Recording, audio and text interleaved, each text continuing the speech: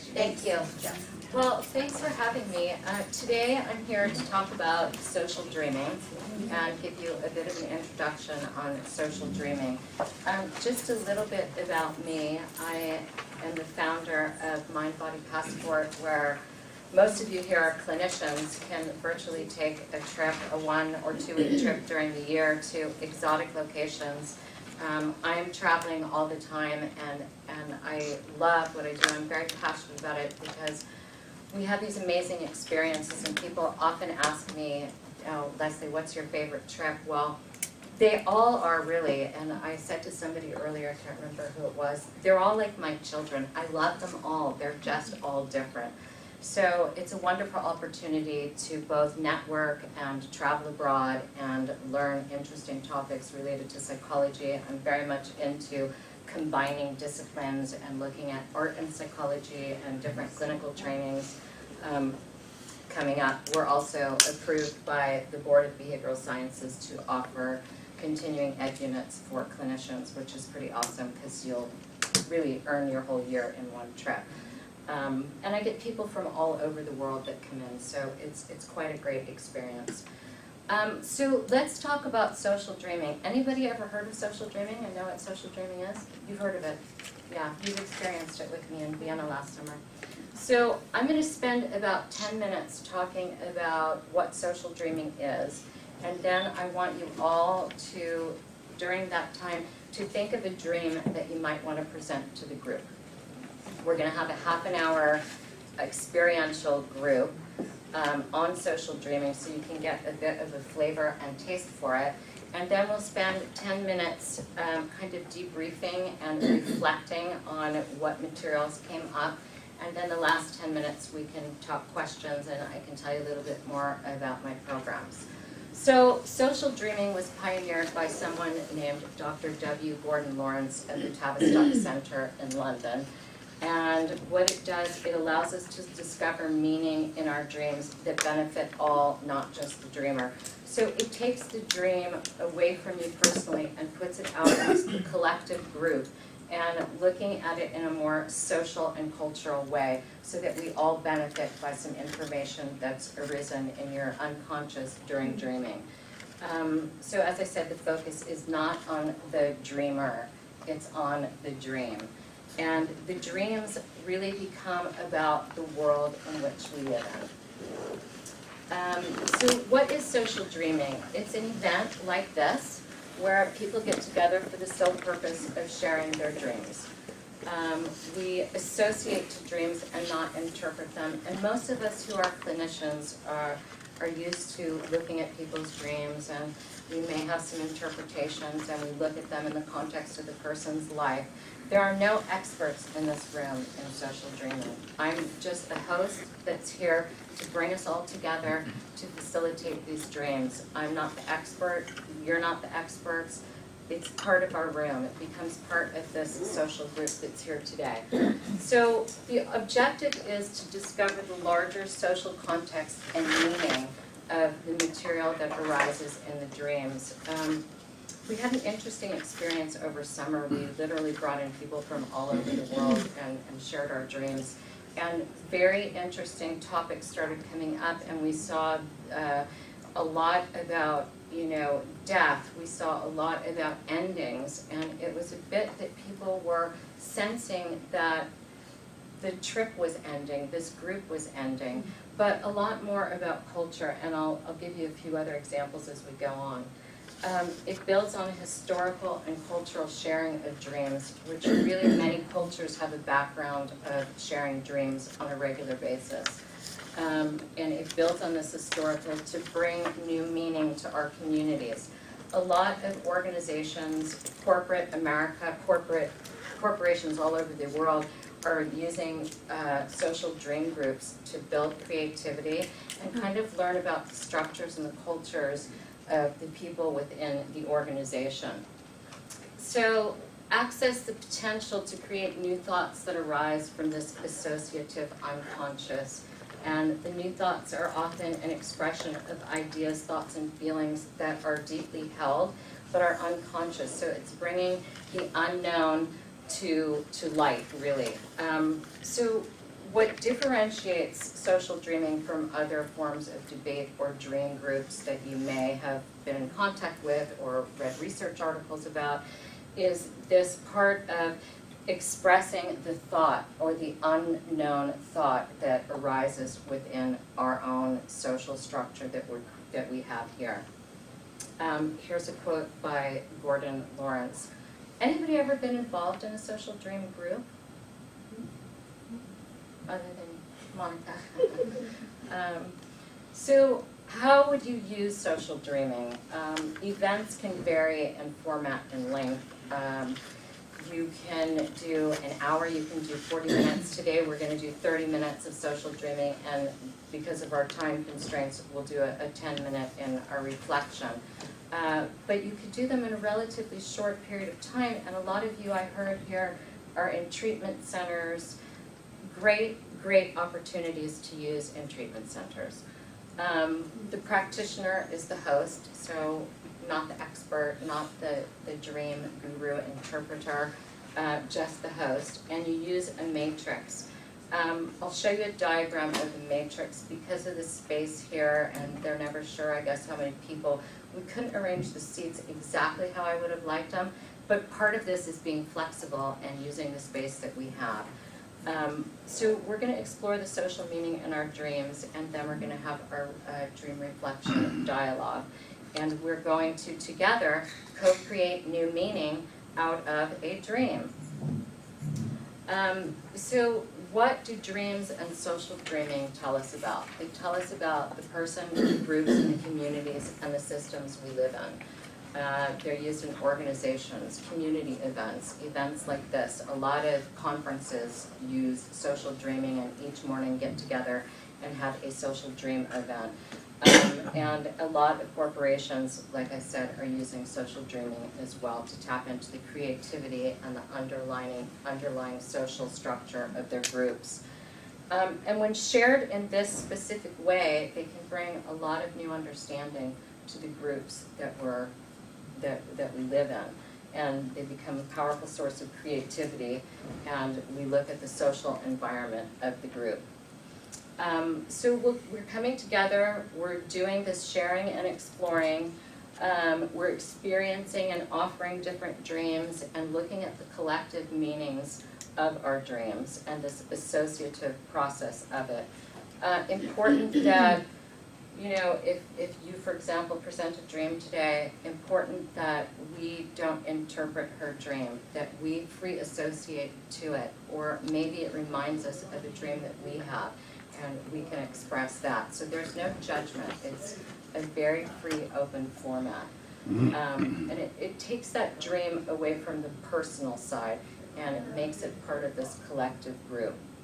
So the host provides the support for the matrix and guides the journey in sharing and making sense of the dreams. As a host, you may offer connections and a hypothesis or see a thread and common theme that you might want to illuminate to the group. And this idea of host, I want to reinforce again, does not mean interpreter, expert, star clinician, any of that. A lot of people starting out in the field often say to me, oh, I can't do dream work. I don't know anything about dreams. Well, you don't really have to know about dreams. You just have to be intuitive and listen and try and form some common threads amongst the collective. So this is what a typical social dreaming matrix would look like, where the seats would be in snowflake clusters, people facing out, but in a circle formation so that we're not all looking at each other. So random snowflake cluster design, and it really, you can use your space and be creative. I've done it where I've had a smaller space and we just kind of alternated, some people looking that way, some people looking this way. So you have to be creative and flexible in your space constraints. This is quite interesting. We'll look at a little bit of anthropology here, the focus on the relationship between dreaming and culture, not on the aspects of the individual dreamer. There was a woman named Charlotte Barrett who wrote a book. She collected the dreams of people in the 1930s in Germany and Europe. And what the dreams showed was this vast array of violence and death and, you know, this sort of premonition of concentration camps. They were a unique response to the public realm of what was going on sociopolitically at the time. And I read an article recently that actually talked about what would have happened if people would have taken those dreams seriously. Carl Jung also had a very prophetic dream of World War I breaking out, where he thought he was having a psychotic break and wasn't happy, but was actually relieved a few months after this repeated dream of blood and gore and mass destruction. World War I broke out. So they can really be prophetic, and as all of you know, Viktor Frankl, famous existentialist, wrote Man's Search for Meaning while in a concentration camp as well. This I love. This is some new research I found on this Senoi tribe of Malaysia, where this tribe was discovered in the 1930s by some anthropologists, and they said that they had had no war or violent crimes or any type of violence in over 300 years in this tribe. And what they did was took their dreams extremely seriously, and every morning it was part of the family ritual to everybody, the kids and the parents, the grandparents, to sit down and talk about their dreams. And then the head of the household would then go to the community council and talk about the dreams. So very powerful stuff in dreams. So the primary task is to make connections of all of us and our dreams and the material that we're going to free associate to. Participant will offer a dream, and I'm going to ask someone here to be brave enough to do that today. And it may be followed immediately with another dream, or it may be followed by a free association. Sometimes it's followed by silence, and we need to get used to that too.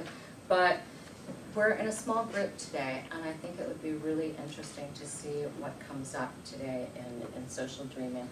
We're going to listen to the narratives, and we're going to tease out how the dreams and the free associations may relate. The dream, remember, is the important piece here, not the dreamer. So we're not looking at your dream, and we're not going to psychoanalyze you. We're looking at the dream in a collective way. There's no experts in social dreaming. We are all experts today, and novices, all at the same time. We have to learn in social dreaming to tolerate that not knowing. So, I'm going to grab a seat here. If you guys want to participate, come on in.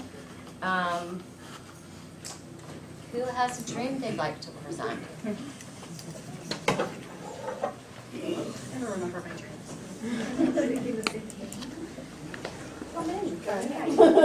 Can we record a dream that was many years ago? It can be anything, so let's just open it up instead of everyone asking questions. At this point, we'll have opportunities at the end to do that. Let's just start talking. I had a dream last night. Come on in. You have to come in. Good spot right here. Come on. Cross the threshold. It's okay. Cross the threshold. Oh my God, sorry. You're right. I'm going to also ask you to face a different direction, not facing the group. Oh, okay. Yay. Okay.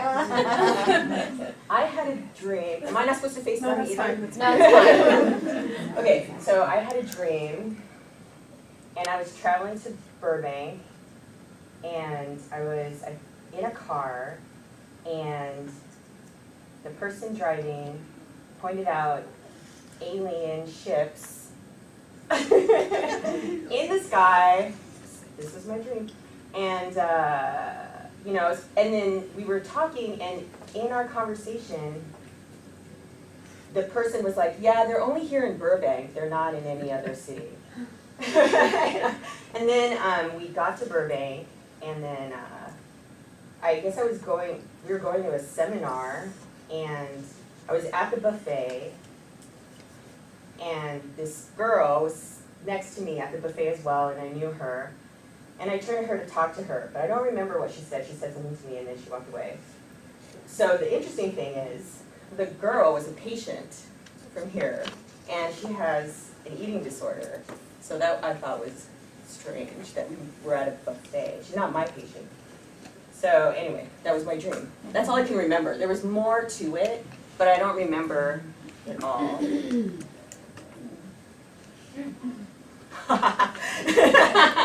So we'll just free associate to that, whatever comes up. It might be another dream, it might be some material from that dream. Who's your circle?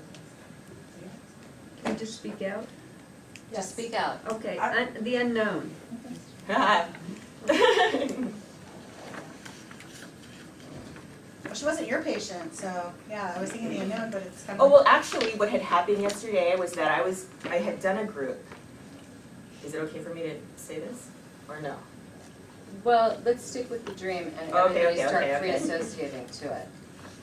They're supposed to free associate. You as well. I mean, it reminds me of a dream where I was in a car and it was dark, it was rain, and then the brakes would work but very slowly. So you would push on it and then the car would just keep kind of sliding. So there's no control. It would keep sliding toward this bridge, and the bridge was getting really, really, really narrow.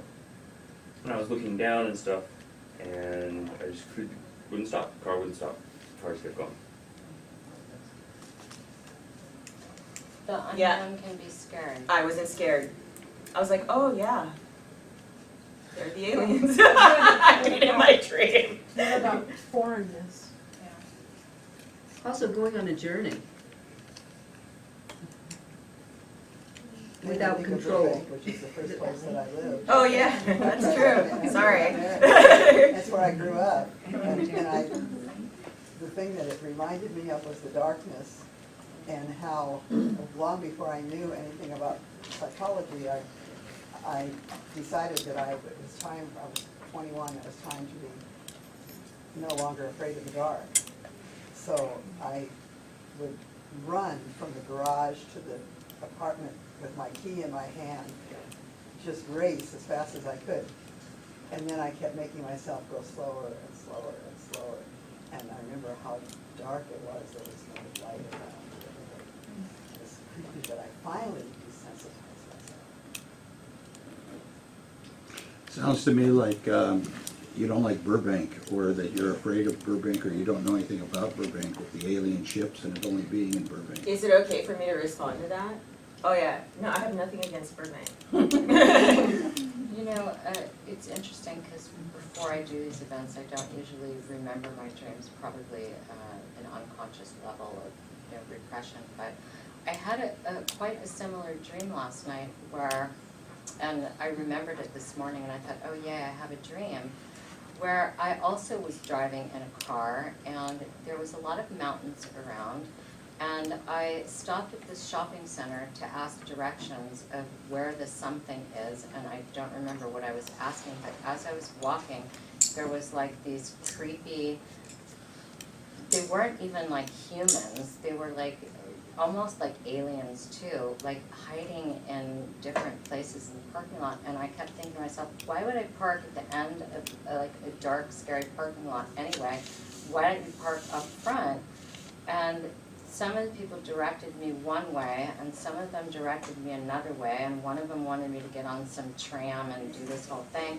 And then towards the end of the dream, I kept thinking, well, just forget it. I'm just not going to do it. This is just too scary. And I woke up.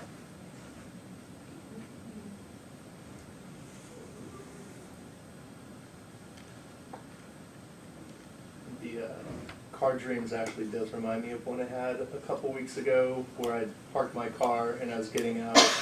Two guys came up basically to rob me, and somehow I wasn't scared. I kind of reasoned with them and said, can I at least like get my ID, and can I at least, somehow I was like, can I drive you to where you need to go? And they were like, okay, that's fine. So somehow I'm driving with them to somewhere in Santa Monica. And I was like, oh, I need to stop to get gas. And I was like, you guys should run in and get some drinks or something, which they did. And then I was like, oh, wow, they left. And I like sped off. And I remember thinking, I was like, that was amazing. I had the wherewithal to try to reason with them, and I got away. And then I really wasn't too scared. I somehow like outsmarted the situation. And that was about it. And then I woke up and I was like, that was one of the weird things. I had a dream a long while back where I was walking to the car, and I watch a lot of The Walking Dead, so I don't know if this has anything to do with it, I'm just going to share. So I'm going to my car, getting ready to open it, and there are like 3 men coming toward me, and they all look like zombies, but they're all wearing like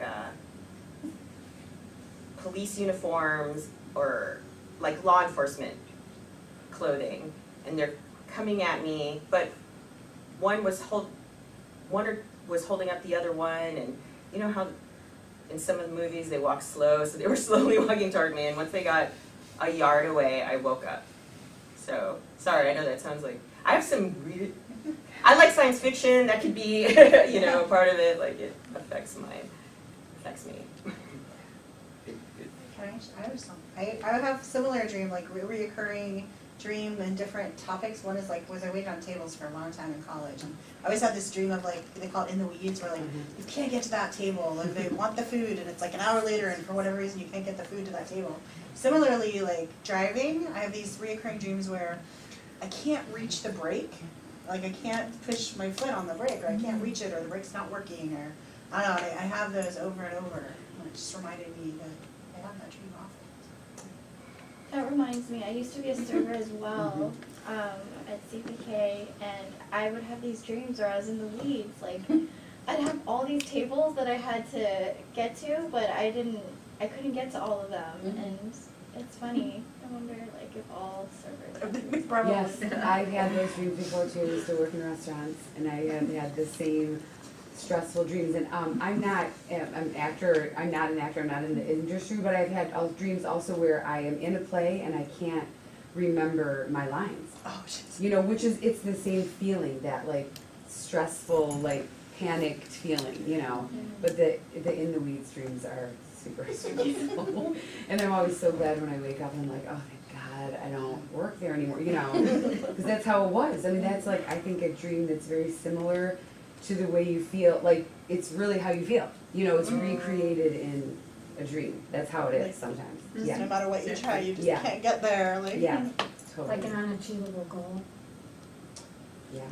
But it's not even really an important goal. It's just No, like, it's just like But it Yeah. seems important. overwhelming. The feeling of like Yeah. overwhelmed and you can't fix it.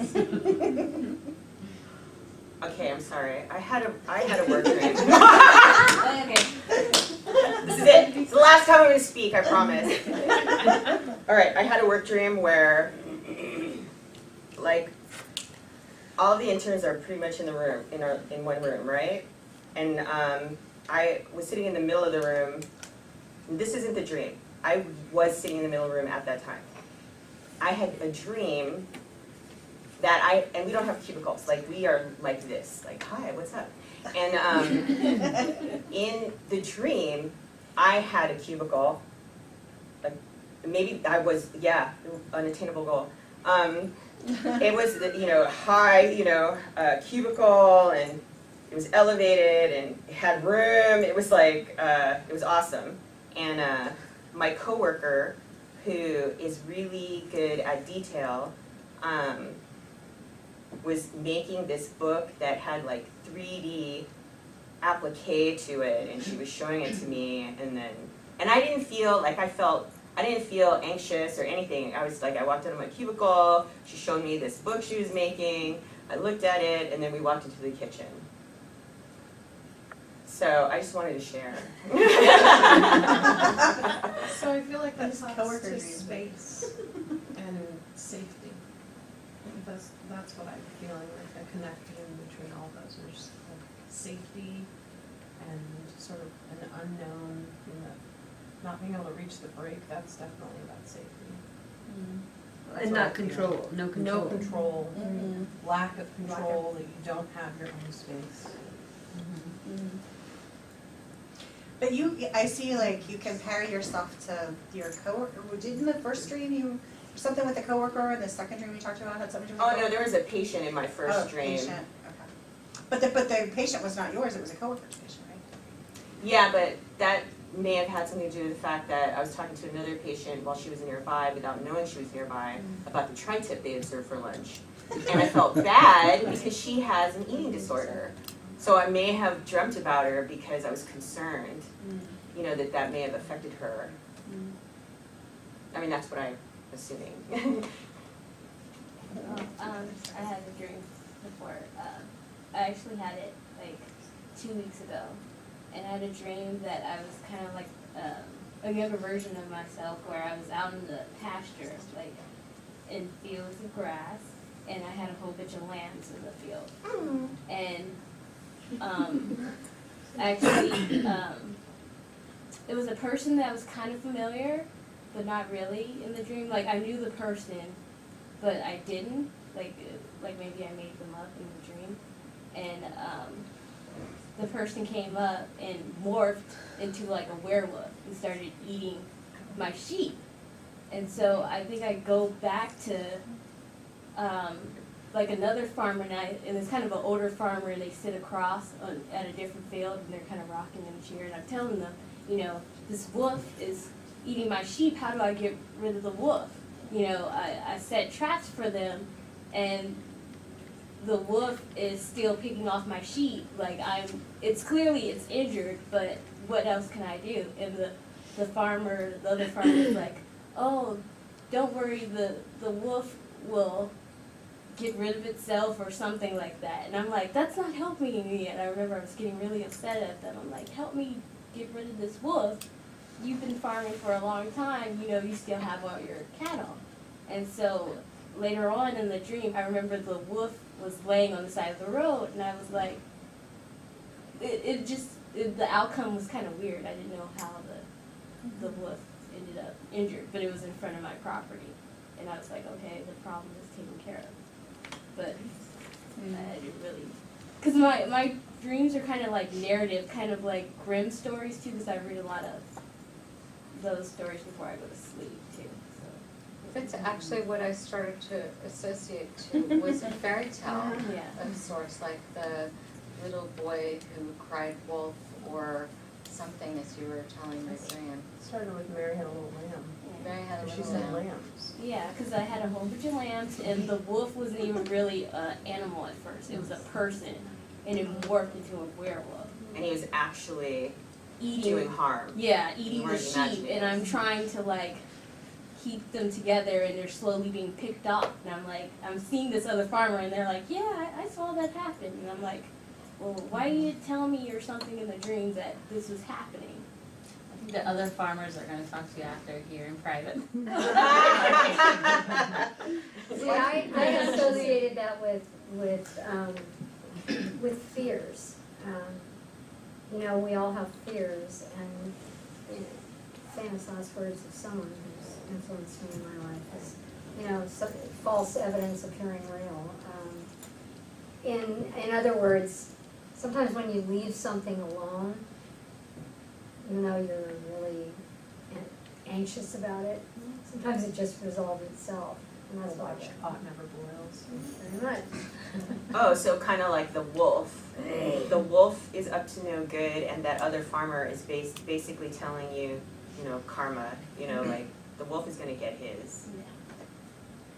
And then you end up You on know- the side of the road. Before you brought in the wolf, I was thinking lambs going to the slaughter. And so then you brought in the wolf, and I said, oh, there's the slaughter. That was my association. Well, I wasn't, my association was like, who's making sure the lambs are okay? Like, are you the shepherd? Yeah, I was kind of like a shepherd in the dream. And I was helplessness. Yeah, and I had a lot of lambs and stuff like that, and I've never considered myself a farmer or anything like that. And I'm just like, come on, you guys, get in the cage. You know, another association, I don't know if are you an intern here? Yes. Because what comes to my mind is interns, and they're the lambs, and there's some very strong people that are You let the slaughter. supervision. That's what I'm thinking.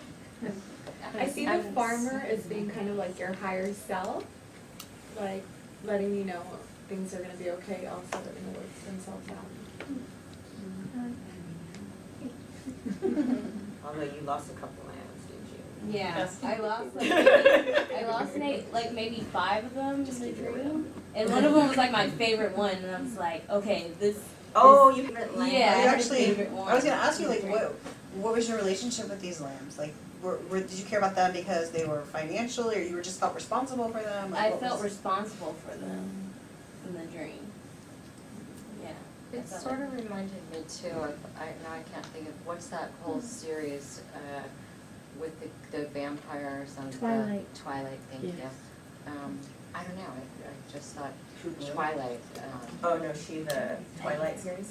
where the guy, the handsome guy with the black body turns into the wolf, you know, like the whole wolf family comes and, are they the protectors, are they the predators? And that just sort of reminded me of that kind of conflict between protector and predator. Yeah. Okay, I do remember one thing. I remember the older, when I was telling the older farmer, oh, you know, it's eating my sheep. You know, what can I do about it? And they're like, you know, it's going to get rid of itself and stuff like that. And I'm like, and I remember the farmer saying, oh, that wolf has been around for a long time. What gender was the wolf? Huh? What gender was the wolf? It was weird because at first it was it came across like it was a man, but it was feminine when it morphed into a wolf. Oh, so it wasn't a wolf the whole time? No, it started I missed off that as that's why I said it was a human being that morphed into like a wolf. And Oh, was so the it was a human a man male or and then it female? It was both. Oh. Yeah. But what I'm getting is like, yeah, sometimes the same person could be both. They could be, you know, the good, the protector, but they could also be the predator. Absolutely. I just recently had a dream, and I kind of attributed it to watching this show called The Honorable Woman. I don't know if anyone saw it, but Maggie Gyllenhaal was it was like an Israeli and Palestine conflict, and she was held captive.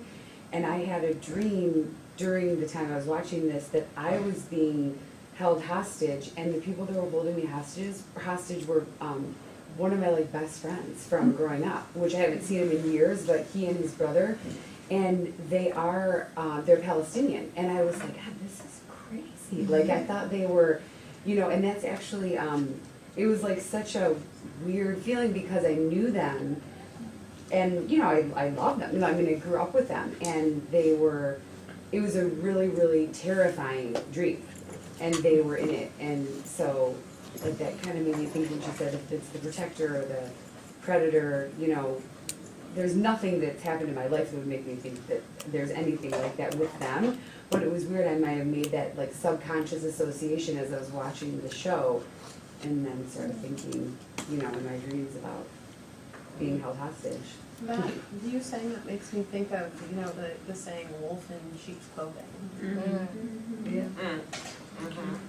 Speaking about dreams, I used to have a reoccurring dream where I was flying in an airplane, which I don't know how to do, and I was going up and down and over these hills. And I used to haven't had that dream, haven't even thought about that in years, until we started talking about this. So we started talking about dreams, and I used to have that all the time, and then I used to be being chased in this kind of science fiction platform kind of a thing where there were these huge platforms of stuff, and I was running, somebody was chasing me. I think they had a knife sometimes. I don't know if they always had a knife, but they had a knife, and they were chasing me, and I would be jumping across these things, across space onto these large platforms and everything. Both those dreams I haven't thought about in years, but they used to reoccur all the time. Yeah, one more and then we're gonna. I used to have a lot of dreams too of being chased. I don't know why, but it's been like this reoccurring theme throughout my life of like being chased and someone's trying to kill me. Whether it's like a demon or just hiding, and it's really interesting, like being chased. That's a common theme that I've had in my dreams. I think this is, you know, I wish we had more time today, but I think a lot came up today, and I want to kind of look at our reflections and have a bit of reflective dialogue, our dream reflection dialogue. When you brought up about the Palestinian, Yeah. it started to make me think that, and tell me what you guys think about this, there was a theme of dreams that had an element of fear. Like there was these strange beings or some kind of attack was imminent or something.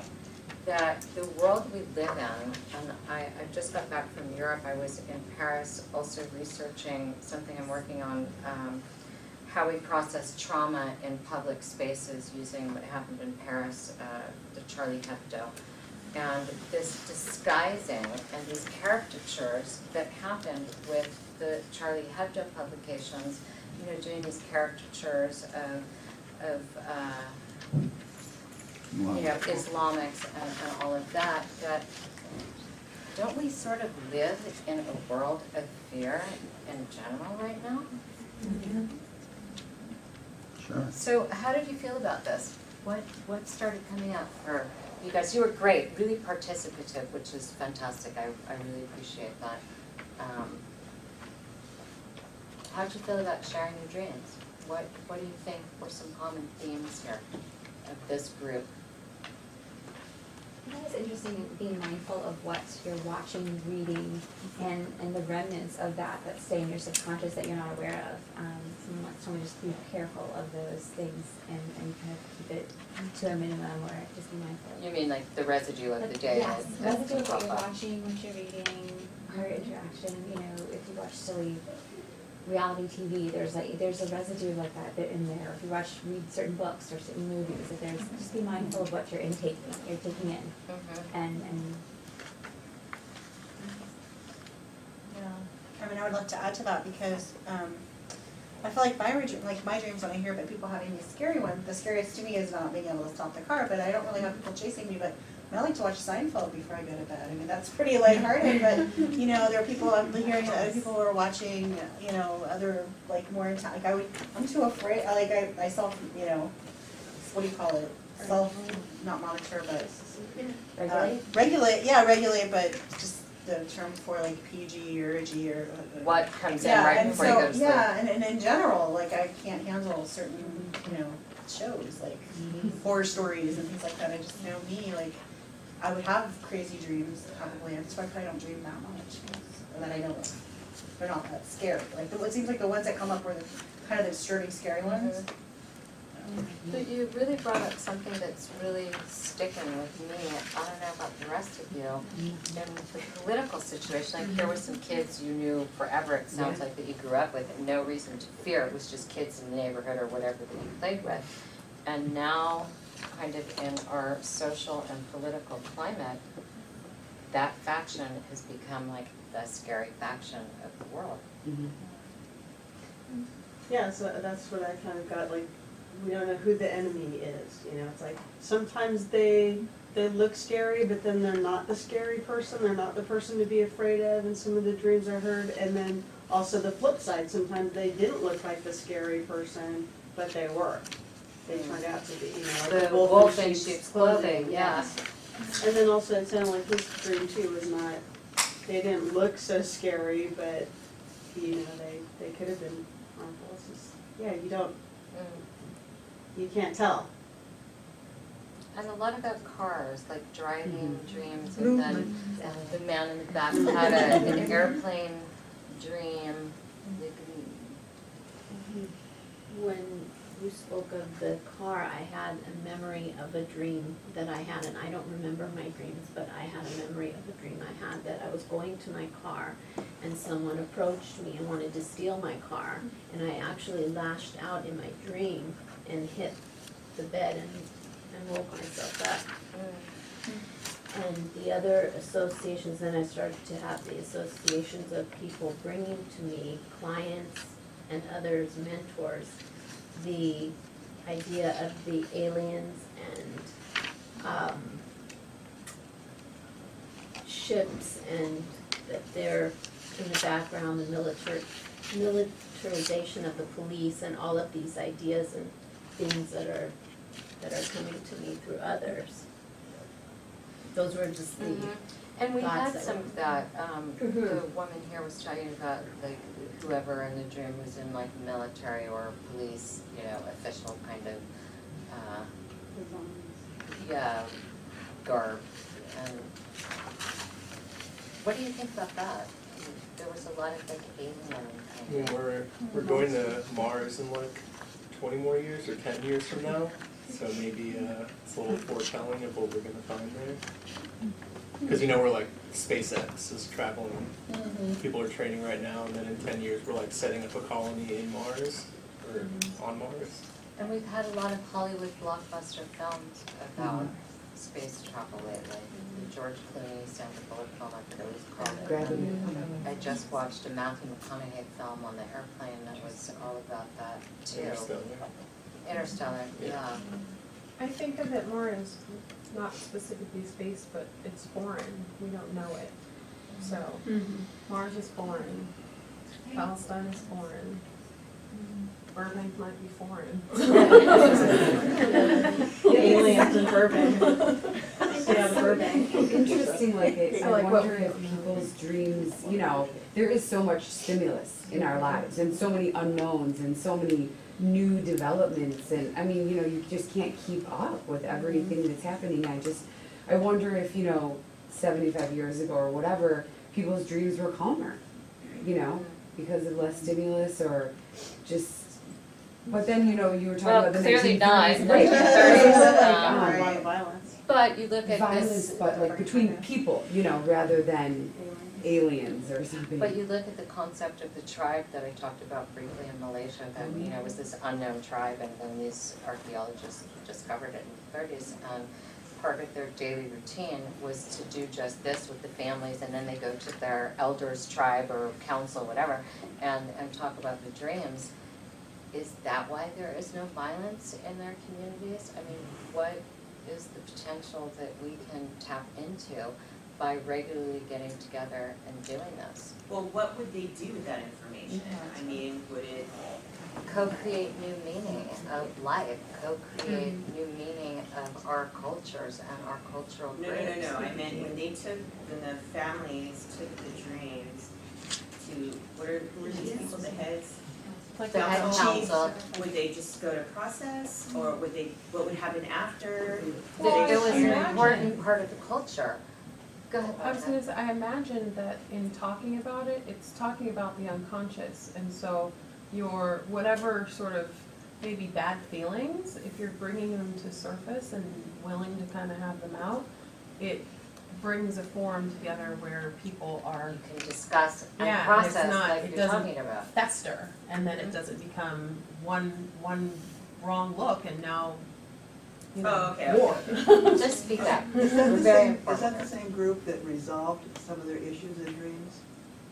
I don't know, I There's just a group had, that anthropologists found that in Malaysia, actually, yeah, somewhere in there, they resolved some of their issues actually in dreams, and there was never any fighting or, it's quite possible. yeah. You were gonna say something. Yeah, I was just gonna say that I had an interesting experience in this, which is touching me. And that is, I felt like within a very short period of time, I felt oneness. That's nice. And that was just really touching to me. It was like the fastest I've ever seen it. And that can be part of it. But that's where the peace lies. And so that's what struck me. Oh, yeah, because you said that this group who did this experienced this peace. And that's where the peace is, in my opinion, I think. And I experienced it very quickly, and I've never seen it happen that fast. I felt like we were all in it together. Like, bam, it was so fast. I was just like, wow, this is amazing. Yeah, I'd agree with that, that I was very reluctant and very nervous about having to even think about sharing a dream, Yeah. something so personal to Yeah. me in an open setting. But again, the way that it developed, again, it was pretty safe, I felt, and so it was pretty amazing. Good. You know, something else that came up for me is related to the unknown, is that I don't, based on what people are saying, I don't know when the next thing is gonna happen in this world. And is it gonna be in Paris, or is it gonna be in the United States? I mean, it's like, it's just hopscotching around all over. And so, you know, I feel generally, I do a lot of traveling, and I don't feel as Same. yes, and I don't know if I want to do as much traveling anymore. But, you know, and a lot of these dreams were about traveling and going and. Yeah, and that's very true, weren't they? So this is really just the tip of the iceberg. I mean, this was a very condensed version of what you can do. And for example, over the summer, I run an international summer school every year in Vienna at Sigmund Freud University, which is phenomenal. It's fantastic. We did social dreaming. So every day for 2 weeks, first thing in the morning, we'd all come in and have an hour social dream group. And then we'd have some of our lectures and experiential seminars and do some cultural sightseeing. And at the end of the day, we would have a different kind of group where it was a psychoanalytic group. But I was really surprised and quite excited by what came up from the groups. And my colleague, Dr. Goling, has developed this computer software where he actually tracked, like each person in the group would write down their impressions and feelings of that day and dreams, and track the dreams and what came of it. I've also been experimenting with a group here in Los Angeles once a month. When I'm in the country, I try and make it once a month, where just a group of us, mostly clinicians, have been getting together at this downtown loft art space once a month on a Saturday morning and getting into, you know, doing this with dreams. So thank you all. That was really fantastic and very heartfelt. I appreciate your comment. I felt very comfortable in this room also. It was a nice experience for me. So let's talk a little bit, questions first, and then I'll get into what's coming up and where you can do more social dreaming groups. Any questions or comments to kind of wind things down? Yeah. So, just to kind of clarify what you said earlier, it makes more sense now that we've done it. I mean, this is something that you could do like with your family, really, like, or whatever, friends or whoever sleeps over, I don't know, like, you know, whoever you wake up in the morning. Well, we want to know what's going on in your Well, apartment. no, I'm just like, you know, like if I'm visiting my sister, like my nieces and nephews, I don't have any kids, so I'm just thinking like how cool this would be with Absolutely. kids, And they're kids the only ones that love do to it. Yeah. talk about their dreams. Right. One of my daughters used to love to talk about her dreams, and I remember my husband and I would be, you know, on vacation with her somewhere, and she'd be on his shoulders, and we'd be walking. She was maybe 3 or 4, and she'd say, "I tell you, Mommy and Daddy, about this dream," and we'd look at each other and go, this is a 10 blocker. You know, and she would tell every vivid detail. But that's fantastic, and I think that it would really give you an inside view of what's going on inside that child's world and family. Mm-hmm. Or I think we're all of you from the eating disorder clinics, or Those two are, and then I'm the CD side of it, but yeah. I think in your Oh my God. field, in your clinics, that it would be a great way for people to talk, because they don't, you know, they're so used to coming into treatment, especially in treatment, and it's all about, you know, you've got individual therapy twice a day, and you've got this and you've got that. It kind of depersonalizes it a bit, which is maybe why you were vibing that you were a little bit more comfortable to talk about it, because we're not looking at what that car dream of the brakes means for you. We're looking at it in the total context of the group. I would add to that commonly a lot of us in like a treatment facility, if you're insurance-based, they ask about drug dreams.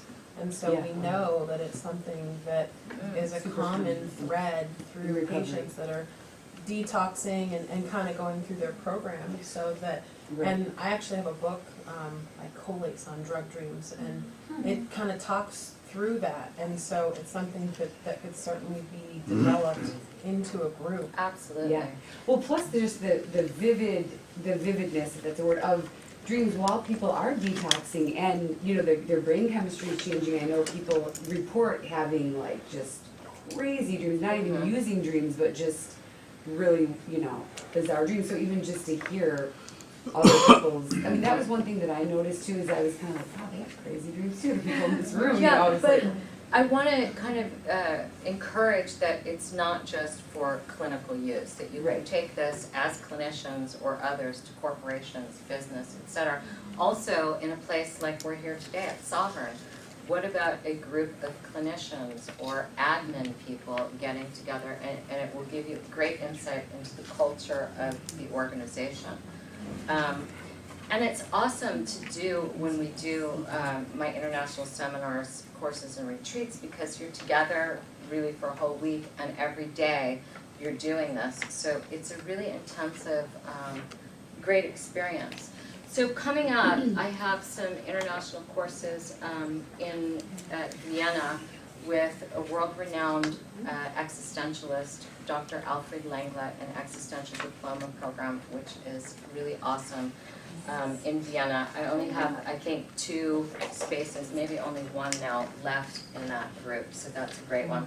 And then I've got 3 courses in Thailand coming up. One of them that's going to be looking at social dreaming, and every morning in this beautiful, amazing private villa, I'll show you some pictures, we'll get together in the morning after our private chef cooks us a lovely organic breakfast. We'll have our dream group, and for about an hour, hour and a half, we'll look at dreams, and then I've got some experts coming in on psychodrama and drama therapy, and we'll do some enactments of whatever material's coming up in the dreams. And then I also have, I work very closely, I don't know if you're all familiar with the Tavistock Centre in London, very world famous clinic in London. I have my partners over there coming in, and we're going to do something called work discussion groups there, which is really great. And then for the last 6 years, I've also done an annual retreat there on yoga, meditation, and mindfulness for clinicians, both for practice and self-care. And that's all in Thailand. And then I have my summer schools in Paris this year. I'm doing the future of psychotherapy in Paris, and then in Vienna. A few weeks after that, we're looking at the psychoanalysis and the footprints of the past through modern practice. I'm really excited this year because I've organized us to also do a day trip to the Czech Republic, to Pribor, where Sigmund Freud lived and was born in the Czech Republic. So you really get an insider's view of the cities and the countries that we go to, because I do live abroad most of the year, and so, you know, of course we'll see famous monuments and everything that tourists want to see, but you really will live like a local, and you'll go to local places and meet clinicians and others and get to network, and it's a very transformative experience, and I'm thankful every single day that I do this job, because I get to meet great people like you guys that come on these trips, and we just have an amazing experience that really changes us.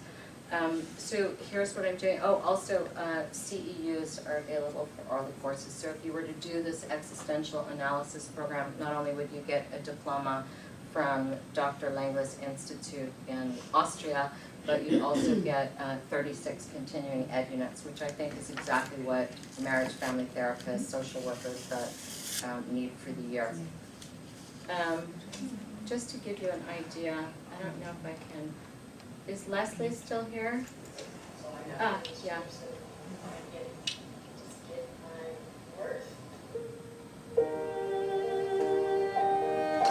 Just to give you an idea of what one of the trips looks like and what we do.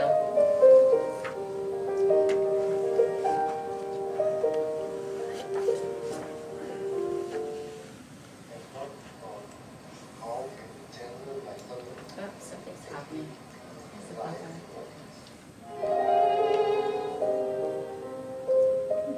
Dr. Powers was actually on this trip last year. We had a week of existential and a week of dream analysis in Vienna last summer.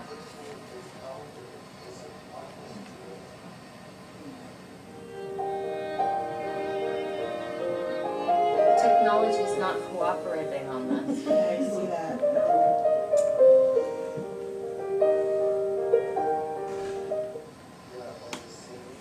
I don't know if there's much we can do. Well, I think it's buffering.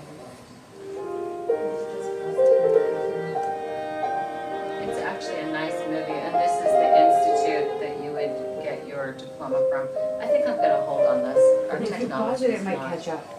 Yeah.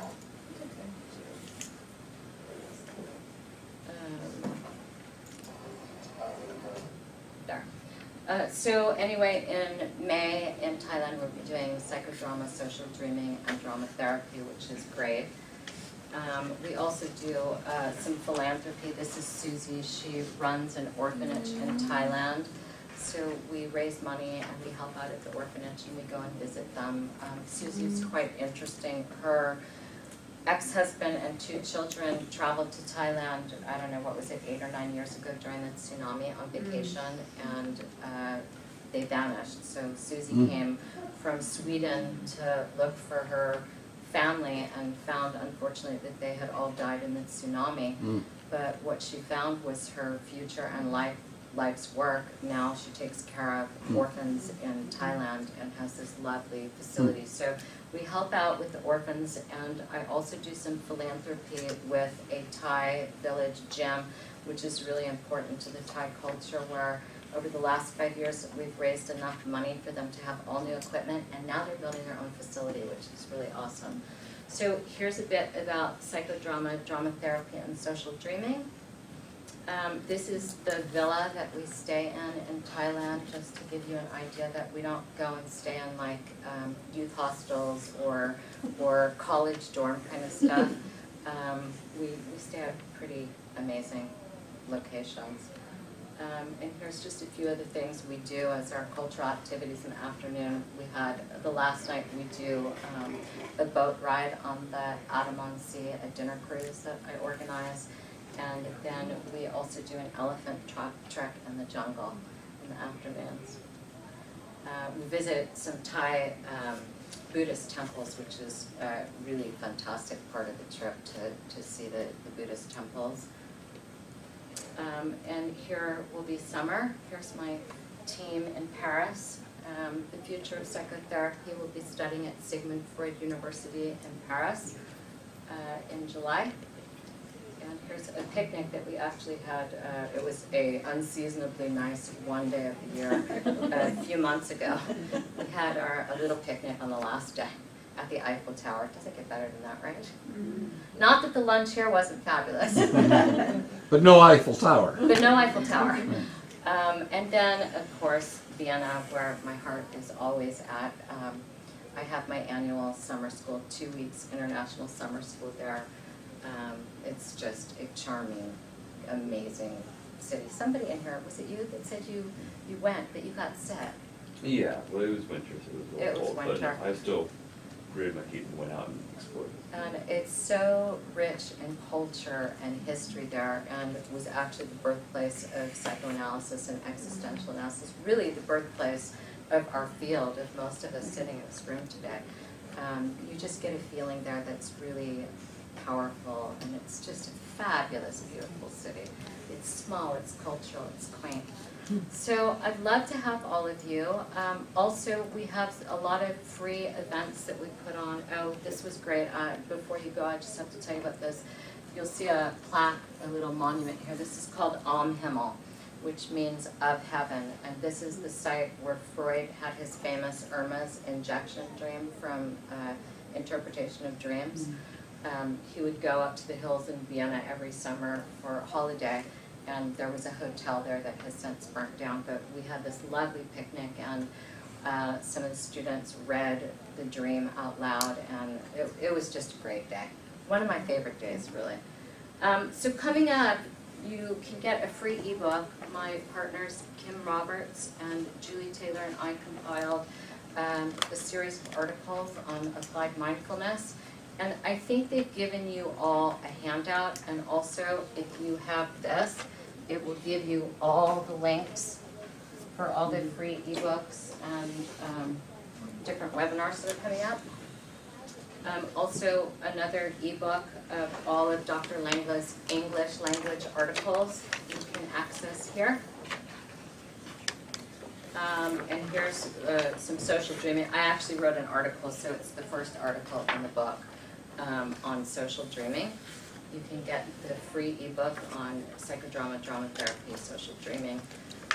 So text me your email address and I'll send you information and put you on our mailing list for discounts and special offers and things coming up.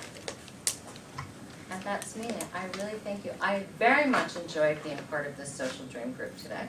So thanks everyone for coming. I'll hang out for a while if you have any questions. I'm here to help.